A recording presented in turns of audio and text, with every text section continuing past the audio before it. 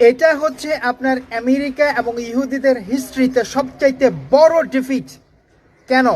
কারণ ইরান যে 10টা পয়েন্ট দিছে সবগুলোতে ডোনাল্ড ট্রাম্প রাজি হয়েছে ফর 2 উইকস সিজফায়ার। অবভিয়াসলি 1 নম্বর শর্ত হচ্ছে ইরান বলছে আমরা পারমাণবিক বোমা বানানোর জন্য যে ইউরেনিয়াম এনরিচমেন্ট করতে হয় সেটা আমরা করবো। অবশ্যই তারা বলে নাই আমরা পারমাণবিক বোমা বানাবো, বাট তারা এটাই মিন করছে যে আমাদেরকে তোমরা কিচ্ছু বলতে পারবে না, আমরা ইউরেনিয়াম এনরিচমেন্ট করতে থাকবো। 2 নাম্বার হচ্ছে তোমরা আমাদের উপর থেকে সব ধরনের স্যাংশন উঠাইবা, আমাদেরকে যে ক্ষতি করছো সে পুরা ক্ষতিপূরণ করবা, রেপারেশন বলে এটাকে ইংলিশে। এবং তারা বলছে যে স্টেট অফ হরমুজ আমাদের কন্ট্রোলে থাকবে। তার মানে হচ্ছে গেম ওভার।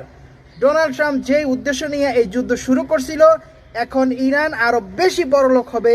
যদিও তারা ইরানে অনেক বোমা ফুটাইছে, কারণ হচ্ছে এখন যে স্টেট অফ হরমুজে যে সমস্ত শিপগুলা যাবে প্রতিটা শিপ ইরানকে পে করতে হবে, টো পে করতে হবে।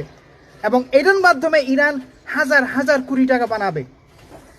যে উদ্দেশ্যে ইহুদিরা নামছিল এই যুদ্ধে যে ইরানকে সম্পূর্ণ ধ্বংস করে দিবে, এখন এই ইহুদিরা ভয় পাইতেছে যে আফটার দিস সিজফায়ার ইরান তাদের পিছনে আসবে, তাদেরকে ছাড়বে না। আপনি হেজবুল্লাহ বলেন আর ইয়েমেনের হুতি বলেন আর ইরানিয়ান আইআরজিসি বলেন, এরা কিন্তু কোনোভাবেই বলে নাই যে এই 10 পয়েন্টে যে আমরা ইসরায়েলকে ছেড়ে দিলাম। ইনফ্যাক্ট এটার বিপরীত হবে। ইসরায়েলকে তারা বলতেছে, ইরান বলছে আমেরিকাকে তোমাদের কোনো বেস থাকতে পারবে না মিডল ইস্টে। So this is a big victory. আমি সবচেয়ে বড় ডিফিট।